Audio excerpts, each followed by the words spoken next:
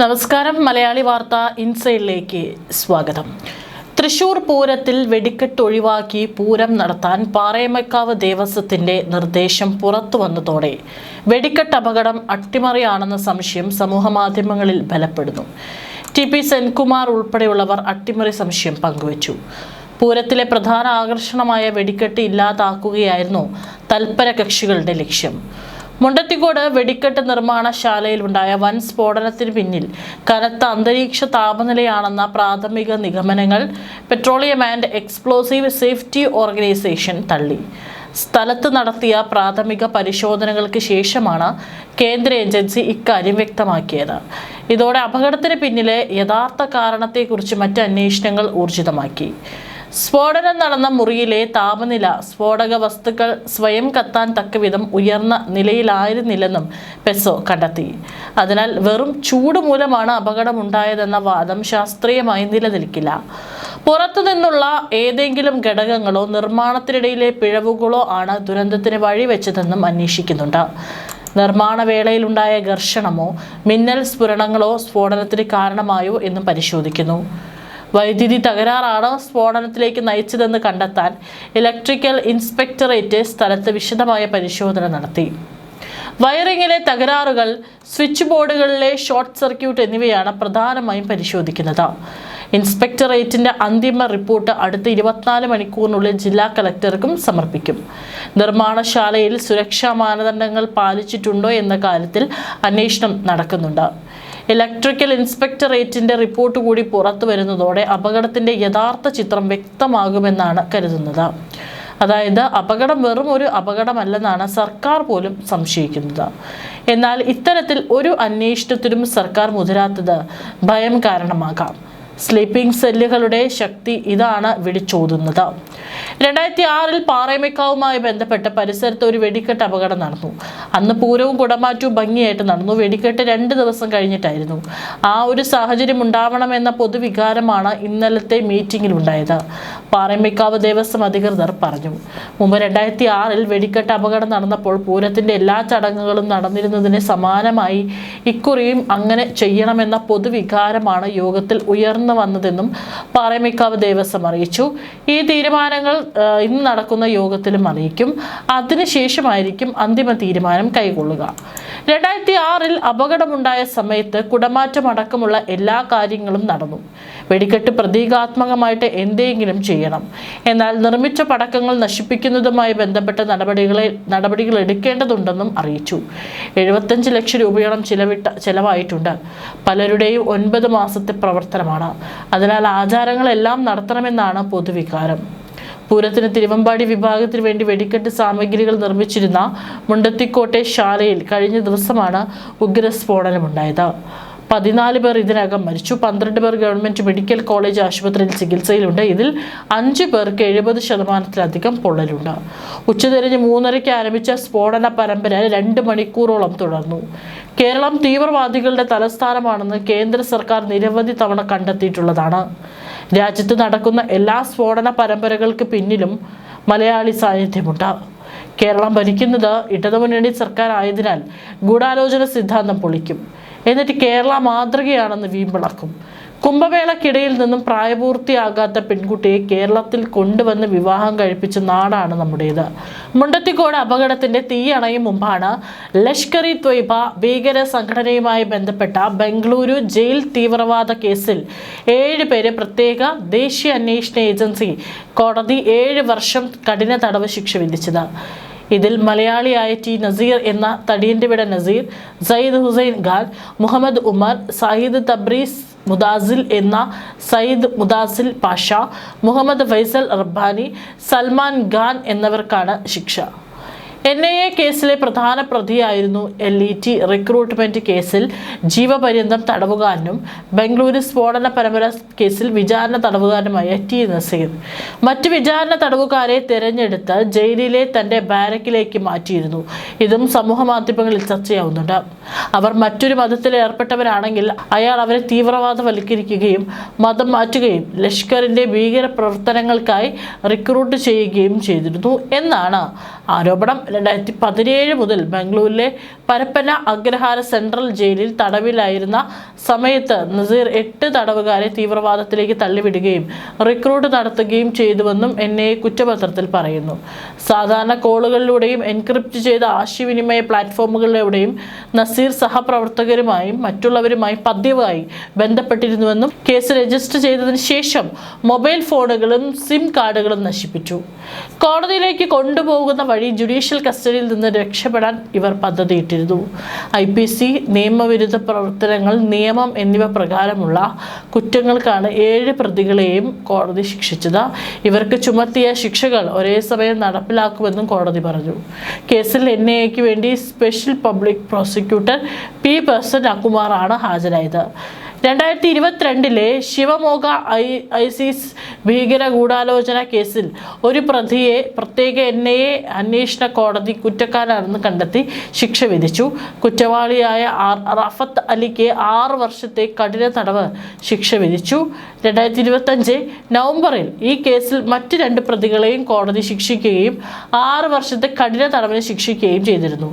NIA കുറ്റപത്ര പ്രകാരം മുസാവിൻ ഹുസൈൻ, ഷാസിബ് അബ്ദുൽ മദീൻ താഹ എന്നിവർ ശിവമോഗയ്ക്കടുത്തുള്ള തീർത്ഥപള്ളിയിലും ബംഗളൂരിലും ആയിരിക്കുമ്പോൾ റാഫത്തിനെ തീവ്രവാദിയാക്കി റിക്രൂട്ട് ചെയ്തു. 2019 ഡിസംബറിൽ CAA NRC പ്രതിഷേധങ്ങൾക്കിടെ റാഫത്തും മുഹമ്മദ് ഷാരിഖും തീർത്ഥഹള്ളിയിൽ ഗ്രാഫിറ്റിയിൽ എഴുതി. 2020 ജാനുവരിയിൽ ഒരു ഓൺലൈൻ ഹാൻഡ്ലറുടെ നിർദ്ദേശപ്രകാരം റാഫത്ത് അറസ്റ്റ് ഭയന്ന് UAEയിലേക്ക് പലായനം ചെയ്തു. മറ്റ് 2 പ്രതികളായ മുഹമ്മദ് ഷാരിഖ്, മാസ് മുനീർ അഹമ്മദ് എന്നിവർ Islamic state, Lashkar E Taiba, Taliban എന്നീ ഭീകര സംഘടനകളെ പിന്തുണച്ച് ബംഗളൂരു നഗരത്തിലെ 2 സ്ഥലങ്ങളിൽ ചുവരെഴുത്ത് നടത്തിയതായും NIA കുറ്റപത്രത്തിൽ പറയുന്നു. 2023 സെപ്റ്റംബറിൽ ന്യൂഡൽഹിയിലെ ഇന്ദിരാഗാന്ധി അന്താരാഷ്ട്ര വിമാനത്താവളത്തിൽ എത്തിയപ്പോഴാണ് റാഫത്തിനെ അറസ്റ്റ് ചെയ്തത്. ഇത് സംഭവിച്ചത് മുണ്ടത്തിക്കോട് സ്ഫോടനത്തിന് പിറ്റേന്നാണ്. 10 കൊല്ലം മുമ്പ് ഇതുപോലൊരു ഏപ്രിൽ മാസത്തിലാണ് പരവൂർ പുറ്റിങ്ങലിൽ 110 പേരുടെ മരണത്തിനും 656 പേർക്ക് പരിക്കേൽക്കാനും ഇടയാക്കിയ വെടിക്കെട്ട് ദുരന്തമുണ്ടാകുന്നത്. തൃശൂർ പൂരത്തിന് വെടിക്കെട്ട് സാമഗ്രികൾ നിർമ്മിക്കുന്നിടത്തെ ദുരന്തം പുറ്റിങ്ങൽ വെടിക്കെട്ട് അപകടത്തിന്റെ നടുക്കുന്ന ഓർമ്മകളെ കൂടി തിരികെ വിളിക്കുന്നു. ഇതിലും ചിലരെങ്കിലും അട്ടിമറി സംശയിക്കുന്നുണ്ട്. 2016 തീവ്രവാദ സംഘടനകൾ കേരളത്തിൽ സജീവമായിരുന്നു. രാജ്യത്ത് എവിടെ അട്ടിമറി ഉണ്ടായാലും അതിലൊരു മലയാളി കാണുമെന്ന കാര്യത്തിൽ സംശയമില്ല. 2016 ഏപ്രിൽ 10 പുലർച്ചെ ആളും ആരവും നിറഞ്ഞ പുറ്റിങ്ങൽ ഉത്സവ പറമ്പ് നിലവിളികളും ഞെരക്കങ്ങളും അവശേഷിച്ച ശവപ്പറമ്പായത് നിമിഷങ്ങൾ കൊണ്ടാണ്. പരവൂർ പുറ്റിങ്ങൽ ദേവീക്ഷേത്രത്തിലെ മത്സരക്കമ്പം പേര് കേട്ടതായിരുന്നു. പടക്കവും പെരുക്കവും തുടങ്ങി ആശാന്മാരുടെ ഇഷ്ടാനുസരണം എന്ന 4ാം ഘട്ടത്തിൽ സമാപിക്കുന്ന വെടിക്കെട്ട് കാണാൻ സമീപ ജില്ലകളിൽ നിന്ന് പോലും ജനമെത്തും. അന്നും പതിവ് പോലെ നെടും കുതിരയെടുപ്പ് കഴിഞ്ഞുള്ള വെടിക്കെട്ട് കാണാൻ അർദ്ധരാത്രിയിലും ജനം പരവൂരിലേക്ക് ഒഴുകിയെത്തി. തൃശൂർ പൂരത്തിലെ വെടിക്കെട്ട് കഴിഞ്ഞാൽ പുറ്റിങ്ങൽ വെടിക്കെട്ടിനെ കുറിച്ചാണ് പൂരപ്രേമികൾ പറഞ്ഞിരുന്നത്. അന്ന് രാത്രി 11:56 വെടിക്കെട്ട് തുടങ്ങി. 3 മണിക്കൂറോളം പുരുഷാരം വെടിക്കെട്ട് ആസ്വദിക്കുന്നതിനിടെ ഭൂമി പിളർന്നതുപോലെ ഉഗ്രസ്ഫോടനമുണ്ടായി. ഓടി രക്ഷപ്പെടാനുള്ള അവസരം പോലും ആർക്കും ഉണ്ടായില്ല. തകർന്നടിഞ്ഞ കെട്ടിടാവശിഷ്ടങ്ങളും ചിതറിത്തെറിച്ച ശരീരഭാഗങ്ങളുമാണ് ദുരന്തം. അപകടത്തിൽപ്പെട്ടവരുടെ ശരീരഭാഗങ്ങളും കെട്ടിടാവശിഷ്ടങ്ങളും കിലോമീറ്ററുകളോളം ദൂരേക്ക് തെറിച്ചു. തിരിച്ചറിയാൻ ഒന്നും അവശേഷിക്കാത്ത ശരീരഭാഗങ്ങളാണ് അന്വേഷിച്ചെത്തിയ പല ബന്ധുക്കളെയും കാത്തിരുന്നത്. 358 വീടുകൾക്ക് കേടുപാടുണ്ടായി. വൈദ്യുതി ബോർഡിന് 88 ലക്ഷം രൂപയുടെ നാശനഷ്ടമുണ്ടായി. റവന്യൂ അധികൃതർ കണക്കാക്കിയിട്ടുള്ള നഷ്ടം 2,58,00,000 രൂപയാണ്. ജില്ലയുടെ ഭരണകൂടം വെടിക്കെട്ട് നിരോധിച്ചതായി അറിയിച്ചിട്ടും ക്ഷേത്ര കമ്മിറ്റിക്കാരും കമ്പക്കാരും ചേർന്ന് നിയമവിരുദ്ധമായി മത്സരം നടത്തിയെന്ന കേസിന്റെ വിചാരണ പ്രത്യേക കോടതിയിൽ നടന്നു വരികയാണ്.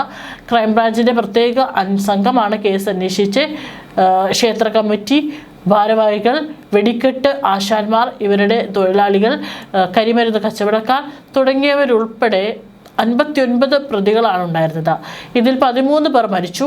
1000-ലേറെ പേജുകൾ അടങ്ങിയതാണ് കുറ്റപത്രം. 1417 സാക്ഷികളും 1611 രേഖകളും 376 തൊണ്ടി സാധനങ്ങളുമുണ്ട്. പ്രത്യേക കോടതിയുണ്ടെങ്കിലും സ്ഥിരം ജഡ്ജിയെ നിയമിച്ചിട്ടില്ല. 4ാം ഡിസ്ട്രിക്ട് ആൻഡ് സെഷൻസ് കോടതി ജഡ്ജിക്ക് അധികാര ചുമതല നൽകിയിരിക്കുകയാണ്. ശനിയാഴ്ചകളിലാണ് കേസ് പരിഗണിക്കുന്നത്. അതായത് അപകടങ്ങൾക്ക് ശേഷം നടക്കുന്ന നിയമപരമായ കാര്യങ്ങൾക്ക് അതിൻ്റെതായ സമയമെടുക്കുമെന്ന് ചുരുക്കം. പോപ്പുലർ ഫ്രണ്ടിനെതിരെയാണ് ഇത്തരം ആരോപണങ്ങൾ ഉണ്ടായിട്ടുള്ളത്. നിരോധിത തീവ്രവാദ സംഘടനയായ സിമിയുടെ മറ്റൊരു മുഖമാണ് പോപ്പുലർ ഫ്രണ്ട് എന്ന് 2012 അന്നത്തെ കേരള പോലീസ് ഇന്റലിജൻസ് മേധാവി കേരള ഹൈക്കോടതിയെ ധരിപ്പിച്ചിരുന്നു. അന്ന് ഉമ്മൻചാണ്ടിയായിരുന്നു മുഖ്യമന്ത്രി. എന്നാൽ തുടർന്ന് വന്ന പിണറായി സർക്കാർ സംഘടനയ്ക്ക് ക്ലീൻ ചിറ്റ് നൽകി. കേരളത്തിൽ ഇസ്ലാമിക തീവ്രവാദം പ്രോത്സാഹിപ്പിക്കുകയും ഗാലിഫേറ്റ് സ്ഥാപനങ്ങളുമായി ബന്ധപ്പെട്ട് വിവിധ സ്ഥലങ്ങളിൽ പ്രവർത്തിക്കുകയും ചെയ്തിരുന്നു. ജമാഅത്ത് ഇസ്ലാമിയുടെ ലക്ഷ്യങ്ങൾ പൂർണ്ണമായി ഏറ്റെടുത്ത സംഘടനയായിരുന്നു 2001 നിരോധിക്കപ്പെട്ട സിമി. അതിൻ്റെ തുടർച്ചയെന്നോണം 2006 സ്ഥാപിക്കപ്പെട്ട പോപ്പുലർ ഫ്രണ്ട് ആരംഭം മുതൽ മൗലികവാദം പ്രചരിപ്പിക്കുന്നതിൽ മുന്നിലായിരുന്നു. സിമിയുടെ നേതാവായിരുന്നു പിണറായി. മന്ത്രിസഭയിൽ മുഖ്യമന്ത്രിയായിരുന്ന ജലീൽ. ഇങ്ങനെയുള്ള മന്ത്രിമാർ ഉള്ളപ്പോൾ പിണറായി എങ്ങനെയാണ് PFI നിരോധിക്കുന്നത്? 2006 നവംബർ 22-നാണ് പോപ്പുലർ ഫ്രണ്ട് രൂപീകരിക്കുന്നത്. നാഷണൽ ഡെമോക്രാറ്റിക് ഫ്രണ്ട് എന്ന സംഘടനയുടെ പിൻഗാമിയായിട്ടാണ് സംഘടന രൂപീകരിക്കപ്പെടുന്നത്. സ്വാതന്ത്ര്യവും സുരക്ഷ, നീതി എന്നീ മുദ്രാവാക്യങ്ങൾ ഉയർത്തി രൂപീകരിക്കപ്പെട്ട നവയുഗ സംഘടനയാണ് ഇത്. Campus front of India, national women's front തുടങ്ങിയ പോഷക സംഘടനകളുമായുള്ള പാർട്ടിക്ക് ഇസ്ലാമിക് സമൂഹത്തിൽ വേരോട്ടമുണ്ട്. ഇതിൽ ക്യാമ്പസ് ഫ്രണ്ടാണ് MSF നേതാവ് അഭിമന്യുവിനെ കൊലപ്പെടുത്തിയത്.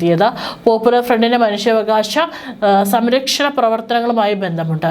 പ്രസ്ഥാനത്തിന് തന്നെ നിരവധി മനുഷ്യാവകാശ സംഘടനകളുമുണ്ട്. മുസ്ലിം സംവരണത്തിനായി സംഘടന ഏറെ നാളായി ശബ്ദമുയർത്തിയിട്ടുണ്ട്. 2012 UAPA നിയമത്തിനെതിരെ സംഘടന നടത്തിയ സമരം ദേശീയ ശ്രദ്ധ ആകർഷിച്ചിരുന്നു.